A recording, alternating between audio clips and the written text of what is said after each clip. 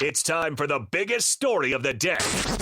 This is what made the cut with JJ and Alex on 97.5, the KSL Sports Zone. As I just mentioned, the Oakland A's have decided to spend the next 3 seasons in Sacramento while they wait for their permanent home in Las Vegas to be built. To give us some details on how this went down, why Sacramento was the choice, and the decision-making on the Oakland A's side of things, we welcome in Joseph Jarosz. Sorry, I'm blowing your name, Joseph. That's all right. Jarosz? Jarosz. I am so sorry, Joseph. Joseph Jarosz. Okay. Of SacTown Sports, 1140 a.m. You're the digital lead there, so you've been on top of this story for quite a while. Joseph Jarosz, welcome to the program, Joseph. We appreciate you taking your time to talk to us today. First of all, give us the lowdown on why Sacramento was the choice over other options. Yeah, like you guys explained, it was Sacramento, Salt Lake threw their name in the hat, and even taking over the AAA stadium in Las Vegas or renewing with the Coliseum in Oakland. It came down to Vivek Ranadive, the owner of the Kings. He also owns the AAA team here in Sacramento, the Sacramento River Cats. He touted his friendship with John when things fell apart in Oakland. Vivek was explaining today that things moved rather quickly, and they were able to get a deal done to just kind of come up the road a little bit and stay in California for at least 3 years. There's an option for a fourth, just in case something with Las Vegas doesn't happen in a timely manner. You mentioned how quickly this happened. I mean, Oakland had a deal on the table, I guess. They were asking $97 million. They reduced it by $30 million to extend their lease in Oakland. And it sounded like the A's liked that price, but within 24 hours, the switch flipped and they chose Sacramento. What was it that made that switch flip so quickly, do you think, for the A's just to be like, no, we're done in Oakland? It sounded like they weren't as close as it may have appeared. Okay. The A's president, Dave Cabal, said that today in one of the scrums after the press conference that the two sides were just too far apart. And that's kind of what broke down for them in Oakland.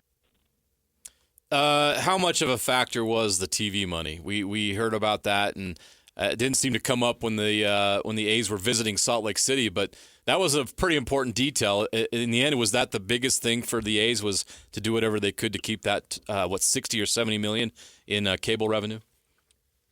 Yeah, they didn't dive into the details of how much they're keeping with NBC Sports California, but that was a big factor to stay regionally, because NBC Sports also has the Kings, and they said today that they're keeping the same markets.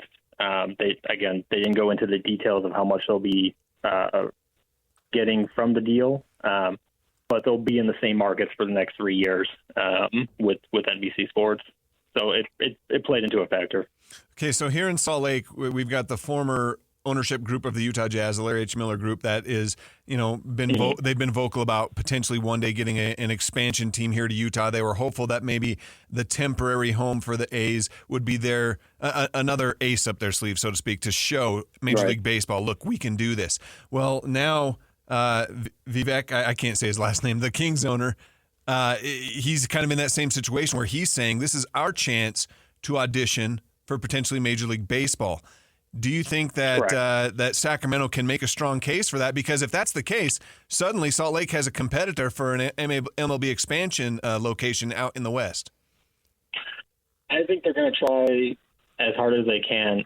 In one of the scrums after the press conference, Vivek Ranadive was saying that there's no guarantee, but he's been in talks with MLB Commissioner Rob Manfred, and the commissioner has expressed creating an expansion team on the West Coast, hoping it lands in California. So I think that's what the Kings owner is banking on, that these next 3 years, possibly 4 years, will show that Sacramento will come out. The capacity for the ballpark is just over 14,000. I'm guessing they will sell out the first year just on, curiosity alone from people in the region.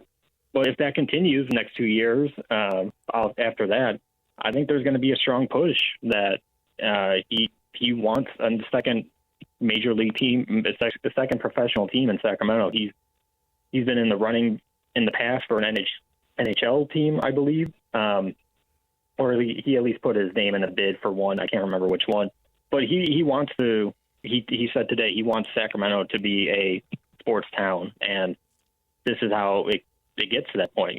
Adding a second major franchise.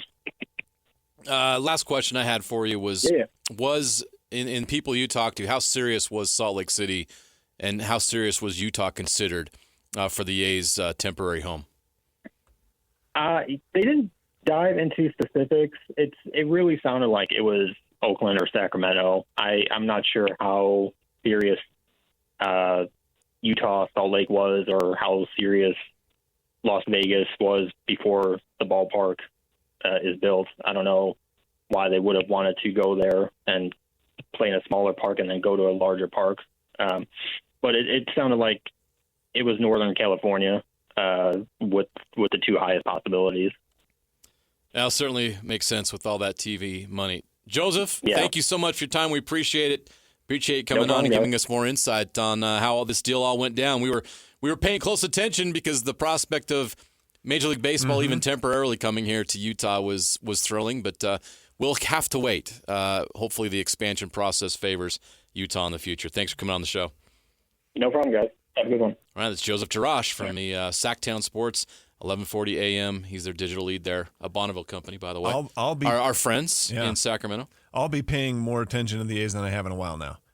After they moved to Sacramento, I want to see how Sacramento does with the A's there, and obviously I'm not going to be there in person up close, but from a media standpoint, I just want to see how, because I am interested now suddenly with the Kings owner saying, hey, we're auditioning for MLB too. I still think Utah's in a great situation, but there aren't any other markets in the West other than what we've heard from Portland saying, hey, we could be a Major League Baseball franchise or market. Now there's another one popping up, and I don't know if it makes you a little nervous. It makes me a little nervous.